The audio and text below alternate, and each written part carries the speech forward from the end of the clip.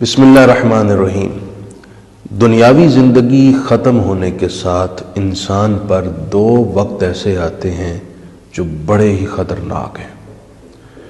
ایک وقت ہے نزع کا، جب روح نکل رہی ہوتی ہے۔ اس وقت اگر ایمان سلامت نہ رہے تو پھر جتنے اعمال دنیا میں کیے تھے سب برباد۔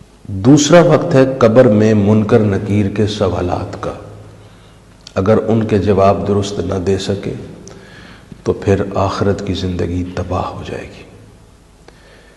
ایسے خطرناک وقت میں میت کے پیارے یا جو لوگ وہاں شرکاء ہیں موجود ہیں، وہ اس میت کی مدد کر کے ان کٹھن مراحل سے اس میت کو نکال سکتے ہیں اور وہ میت کامیاب، کامران، سرخ روح ہو سکتی ہے۔ احادیث پاک میں اس کے لیے بھرپور رہنمائی فرمائی گئی ہے۔ نزع کے وقت جو اعزہ قریب بیٹھے ہیں انہیں چاہیے وہ تلقین یوں کریں جیسا کہ حدیث پاک میں ہے، لقنوا موتاکم لا الہ الا اللہ، کہ جو میت کے قریب بیٹھے ہوئے لوگ ہیں وہ کلمہ پڑھیں، لا الہ الا اللہ محمد الرسول اللہ۔ میت جس کی روح پرواز ہونے کے لیے تیار ہے، وہ جب قریبی افراد سے کلمہ سنے گی تو اسے بھی کلمہ پڑھنے کی ترغیب ملے گی، وہ بھی کلمہ پڑھ لے گی، تو انشاءاللہ اس کا خاتمہ ایمان پر اور اس کے لیے مرحلے آسان ہو جائیں گے۔ اور دوسرا حدیث شریف میں یہ بھی فرمایا گیا ہے کہ قریب بیٹھے ہوئے افراد سورہ یاسین کی تلاوت کریں تو میت پر آسانی ہوتی ہے۔ دوسرا بڑا ہی اہم وقت ہے کہ جب میت کی تدفین کر دی جاتی ہے۔ اب اس بارے میں متعدد احادیث ہیں اور مختلف الفاظ کے ساتھ جن کا مضمون ایک ہے، محدثین کرام نے اسے نقل کیا ہے۔ میں جو حدیث آپ کو سنا رہا ہوں یہ حضرت ابو امامہ نے روایت کی ہے اور طبرانی میں موجود ہے۔ حدیث پاک یوں ہے، نبی اکرم رحمت عالم صلی اللہ علیہ وآلہ وسلم نے خود میت کو بخشوانے کا، کامیاب کروانے کا طریقہ بیان کیا۔ آپ نے فرمایا کہ جب میت پر مٹی ڈال دی جائے، اسے قبر میں رکھ دیا گیا، فَلْيَقُمْ رَجُلٌ مِّنْكُمْ عِنْدَ رَأْسِهِ، تو اس قبر کے سرہانے والی سائٹ پر ایک شخص کھڑے ہو کر میت کو تلقین کرے۔ وہ تلقین کیسے کرے گا؟ وہ یوں کہے، یا فلان ابن فلانا، مثلا ایک میت کا نام ہے بشیر اور اس کی والدہ کا نام ہے رضوانہ، تو وہ یوں پکارے کہ اے بشیر بن رضوانہ۔ حضور فرماتے ہیں فَإِنَّهُ يَسْمَعُ وَلَا يُجِيبُ، وہ تمہارا کلام سنے گا مگر جواب نہیں دے گا۔ تم پھر دوبارہ کہنا، یا فلان ابن فلانا، اے بشیر بن رضوانہ، فَإِنَّهُ يَسْتَوِي جَالِسًا، وہ سیدھا بیٹھ جائے گا، سیدھے ہو کر بیٹھ جائے گا، لیکن تمہیں ابھی بھی جواب نہیں دے گا۔ پھر تم تیسری مرتبہ کہنا، یا فلان ابن فلانا، اے بشیر بن رضوانہ، اب وہ تم سے کلام کرے گا اور کہے گا، ارشدنا رحمک اللہ، کہ اے بندہ خدا تو میری رہنمائی کر، اللہ تجھ پر رحم کرے، ولیکن لا تشعرون، لیکن تم اس کا کلام نہیں سنو گے، وہ یہ کلام بہرحال کر رہا ہے اور تم سے تقاضا کرے گا میری رہنمائی کریں، آپ مجھے کیا کہنا چاہتے ہیں۔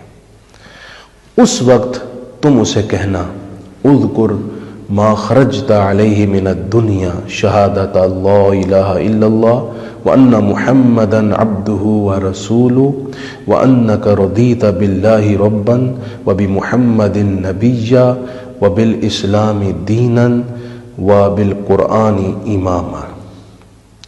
تم یوں کہنا کہ اے بشیر بن رضوانہ، تم اسی کلمے کو یاد کرو جس پر تم اس دنیا میں قائم تھے، اشہد ان لا الہ الا اللہ وحدہ لا شریک لہ واشہد ان محمدا عبدہ ورسولہ پڑھ لو۔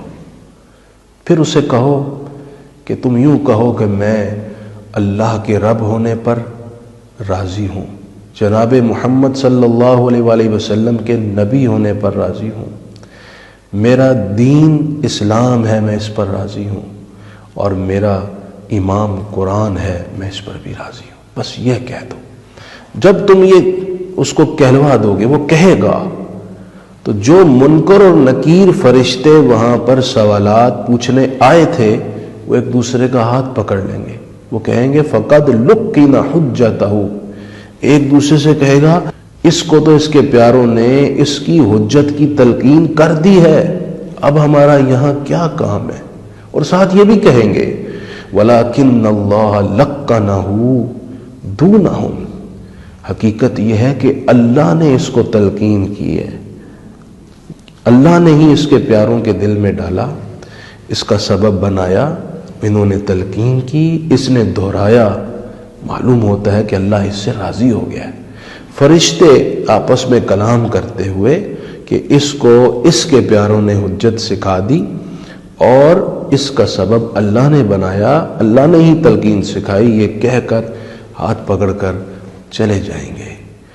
یہ علامت ہوگی اس بات کی کہ فرشتوں نے اس سے سوال ہی نہیں پوچھے، کیونکہ ان سوالوں کے جوابات وہ پہلے ہی اپنے کلام سے دے چکا ہے۔ یہ اس بندے کی بخشش اور مغفرت کی علامت بن جائے گی۔ صحابہ اکرام نے عرض کی یا رسول اللہ، اگر ہم کسی شخص کو تلقین کریں اس کا نام ہمیں معلوم نہ ہو تو؟ فرمایا پھر تم اس کو حضرت حوا کی طرف منسوب کر دینا، اس کا نام لے کر بن حضرت حوا کہہ دینا۔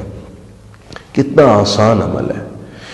اس طرح کا عمل اختیار کر کے آپ بھی اپنے پیاروں کے ان اوقات میں جو بڑے ہی خطرناک اوقات ہیں تلقین کریں، ان کے لیے آسانیاں فراہم کریں۔ یہ اللہ اور اس کے رسول صلی اللہ علیہ وآلہ وسلم نے آسانیوں کا سامان عطا کیا ہوا ہے۔ ظاہری بات ہے کوئی سٹوری اور کہانی تو نہیں ہے، اللہ اور اس کے رسول کا ہی فرمان۔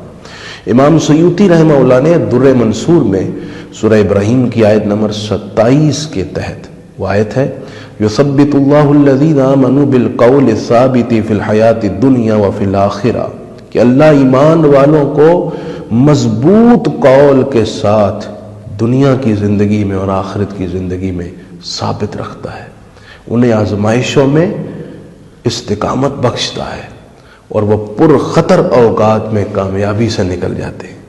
یہ آیت کا ترجمہ ہی بتاتا ہے اللہ ثابت رکھتا ہے۔ امام سیوطی نے اس کے تحت یہی حدیث مختلف لفظوں میں لا کر یہ ظاہر کیا ہے کہ اللہ تعالیٰ میت کو بھی اس کے زندہ پیارے افراد کی طرف سے تلقین کے نتیجے میں قبر میں ثابت رکھتا ہے۔ بہت سارے محدثین نے اس روایت کو نقل کیا ہے۔ مرقات میں ملا علی قاری نقل کر کے حضرت ابن حجر عسقلانی کا قول نقل کرتے ہیں جو حافظ الحدیث ہیں اور جو اپنی شخصیت میں ایک مضبوط دلیل ہے، ان کی شخصیت ان کا قول ہی حجت ہوتا ہے۔ آپ فرماتے ہیں کہ کسی نے بھی اس عمل کو جو تلقین کا عمل ہے اس کو ناجائز اور بدعت نہیں کہا، اور کوئی کہہ بھی کیسے سکتا ہے، اس لیے کہ رسول اللہ صلی اللہ علیہ وسلم کی واضح حدیث سے ثابت ہے، یہ معتمد سنت ہے۔ تو اتنا پیارا، اتنا مہربان اور اتنا مؤثر اور مفید عمل ہم کیسے چھوڑ دیں؟ اللہ ہمیں اس پر عمل کی، اس کے ذریعے سے اپنے پیاروں کو آسانیاں پہنچانے کی توفیق عطا فرمائے۔